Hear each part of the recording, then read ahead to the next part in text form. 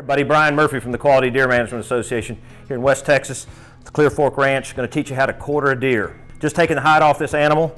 So a lot of different ways to go from here, but I prefer to kind of start at the bottom of the animal and work up with the hindquarters being last. So I'm going to start with showing you how to take a shoulder off.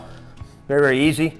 If you picture a circular piece of cartilage that runs just above the front leg there, you can just start your knife up kind of high, and you'll find it. See it right there at the top of it? I'm just above it, and just come straight down. There's no socket here. This is a completely detached muscle group, just as easy as that. All right, I'm gonna take my neck roast off next. We'll make a cut first through to the vertebrae, and I'm gonna come in here, and I've got to cut through there's a esophagus and a trachea in here, windpipe and the food pipe. We don't want those in our meat, so we cut those, and you can see that blood's coming out. We can go and just take those right off. You can see the windpipe there.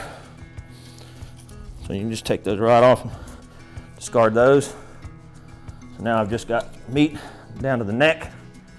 Makes a wonderful, wonderful roast. That did it. There's your neck roast. All right.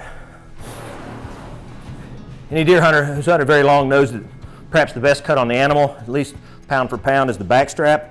Tenderloins are equally good, they're just a lot smaller. So I'm going to teach you now how to take a backstrap off. Get this animal up just a little bit higher so we can see. So what I do is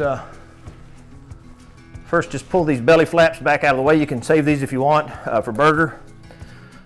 And you can expose your tenderloins and get those now. You can get them in a moment. It doesn't really matter the order. Since they're sitting there staring at us, we'll go ahead and take them out. And these are the tenderloins. Very, very fine venison. Always remember to keep these. And these aren't ones you give to neighbors. These are ones you keep yourself. All right, 2 of them line either side of the backbone here. You can almost pull them out by hand, but I use a knife just to make it a little easier. And run my blade just down on the inside. Come up to the top of it. Just give it a start, and they pull right out. Take the little fatty cap off of it. You have a beautiful, beautiful tenderloin. Very, very fine.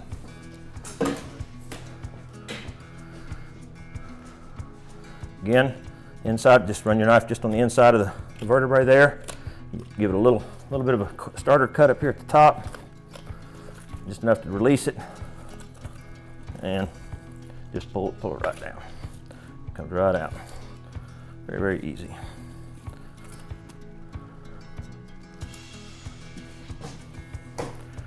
Now we'll get the backstrap, and just if you kind of draw a line from this hind quarter where it hits the vertebrae, just kind of cut your knife in. That's kind of the beginning of the backstrap there on either side. This is a long muscle that runs on the outside of the deer's back. Again, same technique. Run my blade on right up against the vertebrae there. You'll do it a couple times if you need to make sure you get it all the way through to the end. And what you're trying to do is just get your handle started up here with the backstrap so you can kind of give you a little something to hang on to. Just sit there and get it started. It's like filleting a fish really against the bone until you get started. And it just starts coming down.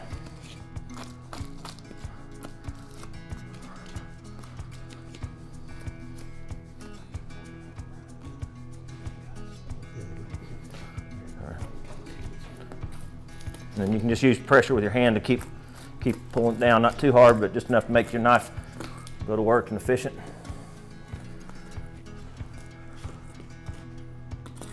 As easy as that. So you have a very beautiful tenderloin there. And once you're home, you want to make sure you remove that silver skin, because that's going to be very chewy. But after that, it's wonderful, wonderful stuff. We'll get the other one out. Again, make you a little starter cut coming across there. Come straight down the spine.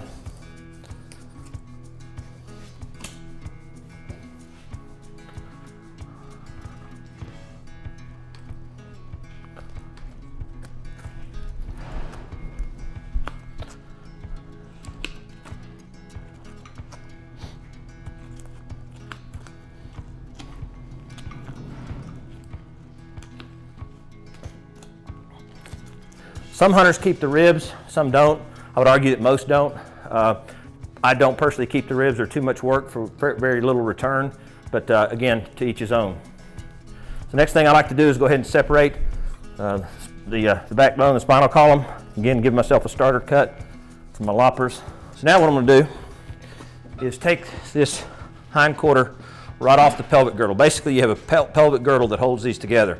And I'm gonna come right through and do it right on the spot without having to take it off. There's a little process right here you gotta get around, a little bony curve. You go back to your rump. But there's a ball and socket joint in here that's key to this whole process. As I'm coming down, I'm letting the weight of the animal do it. See that ball and socket joint popping open loose there? That's my magic mark. Once I hit it, gravity's taken over. I come through and make sure I get my rump roast nice off the back. And gravity's doing, see how it's just pulling away from the bone? It's doing all the work for me, and I'm getting almost every possible gram of meat right off of that pelvic girdle. Now I'm gonna just cut it here, cut through it. I'll do that in a moment. I do the reverse of the process here. I'm taking the pelvic girdle off the leg, and that'll just leave me with the leg hanging here. So again, I reach up in here, giving myself a firm grip inside the pelvic girdle.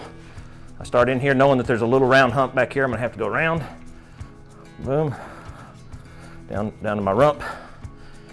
And here, again, using downward pressure, it's going to seek itself to that ball and socket joint for me. I've already found it right here. Come down. Again, letting gravity work for me. Already got it through the pelvic girdle. Now I'm just making sure I get all the meat off the bone there. And it's just a matter, again, taking that back leg off. What I like to do is hold it over a cooler like this. Go ahead and make my cut here. And then take my loppers and go ahead and just bam. By being a little bit recessed off the cooler, none of the bone fragments go in the cooler with me. And I'm good there.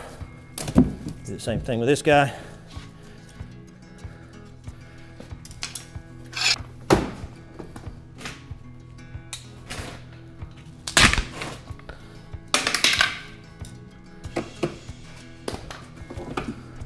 There you have it, folks. That's all there is to it.